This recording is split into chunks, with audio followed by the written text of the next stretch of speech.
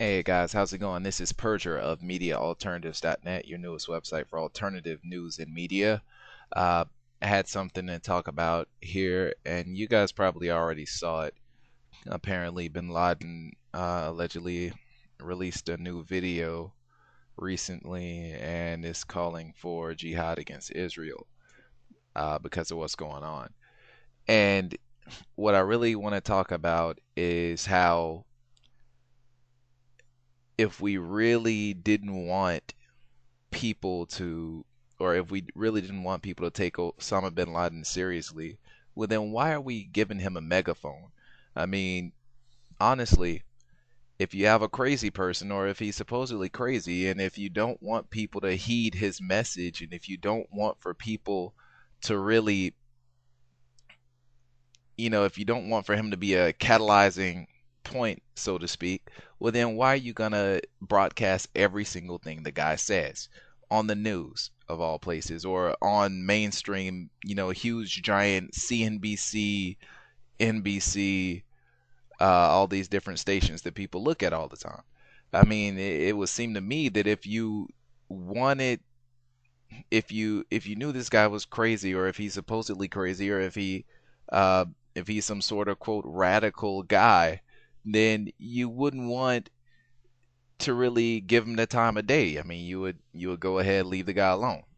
Let intelligence agencies do what they do, and you might put a little snippet here and there, but you're not gonna make such a big deal out of it, showing his face all over the TV and putting it all over the radio. Osama bin Laden calls for jihad against Israel. I mean, heck, it seems like they're on the same team almost. I mean, it's not like he can hijack the media like he hijacked the plane supposedly and hit the World Trade Center. I mean, it's not like he can hijack our media, right, from a cave in Afghanistan Pakistan border over there in the Hindu Kush Mountains, right? He can't do that. Uh, but yet and still, it looks like he's doing it, right? And what I want to talk about is how it seems like it's the wrong way to go if you really are against terrorism, and if the mainstream media, and if they really are trying to marginalize these quote extremists within the Islamic movement, then it seems to me that they wouldn't give them a megaphone, and that they wouldn't give everyone the message. I mean, heck, I mean, if I put a video out there, I mean, it's not going to be broadcast on CNN or CNBC or whatever. I mean, why? I mean, is it, if I threaten human life, is that going to put me on the radio? No. It'll put me in jail. It's not going to put me on the radio. It's not going to put me on national news, international news. Now, you could arguably say, well, all right, this guy actually pulled something off. He actually pulled off 9/11, which I don't necessarily subscribe to. But for the sake of argument, let's say he did. Let's say he pulled off 9/11, and that lends validity to whatever he says. Now, even that being the case, all right, does that still mean that you need to tell everyone everything he's saying? And does it mean that you need to put him all over the news? If anything, that makes people scared, in which case it works into the hands of the people of, let's say, the military industrial complex, or the people who are in government, because we all know that people who are scared are people who are more easily manipulated. I was listening to C-SPAN, even just this morning. I mean, people call in. No, it was yesterday when Bush had his last press conference. And that's one of the main things that people said who supported him. They said, well, he kept us safe after 9/11. He kept us safe. The terrorists didn't attack us afterwards. And it's crazy to me because okay, so let's say, yeah, the terrorists didn't attack us, but at the same time, I've seen charts, and this was a chart from the Rand Corporation, and I gotta get a link for this, but maybe I'll try and do a blog on it. If you go to mediaalternatives.net/WordPress, we got a new blog up there, and it's interactive, so you can take a look. But there was a chart from the Rand Corporation that came out. And long story short, it shows the trends in international terrorism around the globe, and how after Bush took office, I mean, it ballooned. I mean, it completely ballooned and increased astronomically. Now, So and we declared the war on terror, right? And so you would think that if you declare war on something, that it would be less of it. But no, in this case, there's more of it. So not only are we saying that we're actually doing something to stop this guy, at the same time, we're not doing anything. I mean, we're not safer, even though we don't see the terrorism, it's more of it around the world. And so as a result, let's say me as an American, let's say I want to go to the Middle East or something. I can't do it. Well, I mean, I could do it, but I mean, I have to risk being kidnapped, having my head cut off, stuff like that. So, I mean, am I really safer? I don't think so. I mean, you got people, they even had it on The Simpsons once. What was that? Lisa.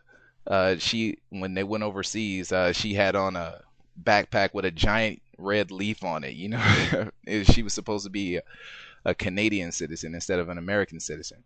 And that's kind of like how America is now. Well, most people anyway, people who have some sense, because we understand that all this foreign policy that we're pushing isn't doing anything but pissing people off. And that's apparent. It's apparent in other parts of the world. I mean, just think about it.